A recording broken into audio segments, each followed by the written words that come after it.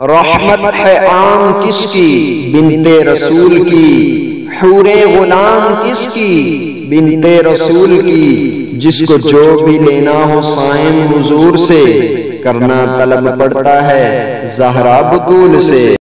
السلام علیکم ورحمۃ اللہ وبرکاتہ۔ یہ ویڈیو حضور نبی کریم صلی اللہ تعالی علیہ وآلہ وسلم کی پیاری لخت جگر حضرت سیدہ فاطمہ الزہرا سلام اللہ علیہ کی امور خانہ داری کے ایک خوبصورت واقعے پر مشتمل ہے۔ وہ واقعہ یہ ہے کہ سیدہ فاطمہ الزہرا سلام اللہ علیہ شب و روز گھر کے کام کاج میں مصروف رہتی تھیں۔ ایک دن حضرت سیدنا علی کرم اللہ وجہ الکریم نے سیدہ فاطمہ الزہرا رضی اللہ تعالی عنہا کو مشورہ دیا کہ چکی پیستے پیستے آپ کے مبارک ہاتھوں میں چھالے پڑ چکے ہیں، آپ کے ابا حضور کے ہاں کافی غلام اور کنیزیں آئی ہوئی ہیں اور حضور صلی اللہ تعالی علیہ وآلہ وسلم انہیں ضرورت مندوں میں تقسیم فرما رہے ہیں۔ آپ جائیں اور ایک غلام یا لونڈی لے کر آئیں تاکہ کام کاج میں آپ کا ہاتھ بٹائے۔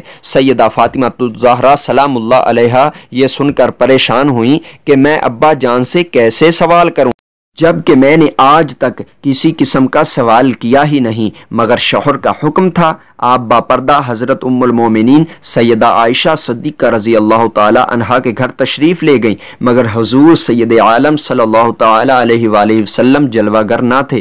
تھوڑی دیر بعد بیٹھ کر اٹھنے لگی تو سیدہ عائشہ صدیقہ رضی اللہ تعالی عنہا فرمانے لگی، کوئی کام ہو تو بتاؤ۔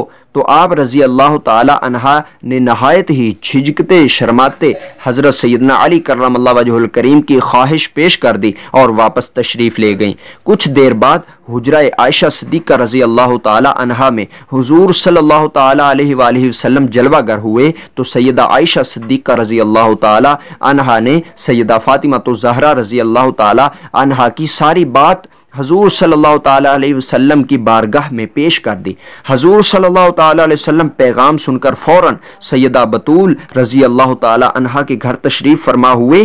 حضور صلی اللہ تعالی علیہ وسلم کو دیکھتے ہی سیدہ فاطمہ الزہرا سلام اللہ علیہ کھڑی ہو گئی اور حضور صلی اللہ تعالی علیہ وسلم نے بیٹی کے سر پر بوسہ دے کر فرمایا، بیٹھ جاؤ۔ آپ بیٹھ گئیں تو ارشاد فرمایا، بیٹی ہمیں تمہارا یہ پیغام ملا ہے، کیا یہ درست ہے؟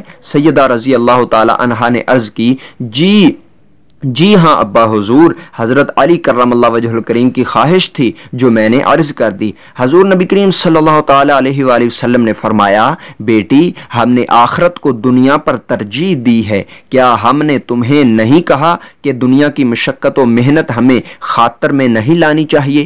کیا تمہیں ایک ایسی چیز عطا نہ کریں جو غلاموں اور کنیزوں سے بھی بہت زیادہ بہتر ہے؟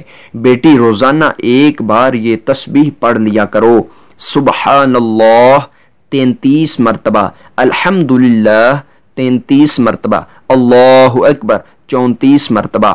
دوستو، سیدہ بطول رضی اللہ تعالی عنہا تو گھر کے کام کاج میں مدد لینے کی خاطر غلام لینے گئی، مگر حضور صلی اللہ تعالی علیہ وآلہ وسلم نے وظیفہ بتا دیا جو آخرت کی بہتری کا ذریعہ ہے۔ سیدہ سلام اللہ علیہ نے وظیفہ حاصل کیا، صبح شام پھر وہی مشقت تھی، چکی پیستی جا رہی تھی، جھاڑو دیتی تھی، امور خانہ داری خود سر انجام دیتی تھی۔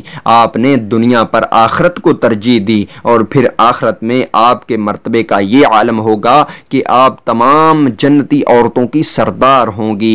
خصائص القبرا میں لکھا ہے کہ سیدہ فاطمہ الزہرا رضی اللہ تعالی عنہا کا جب میدان محشر میں گزر ہوگا تو منادی ندا کرے گا، اے محشر میں جمع ہونے والو، اپنے سروں کو جھکا لو اور آنکھیں بند کر لو۔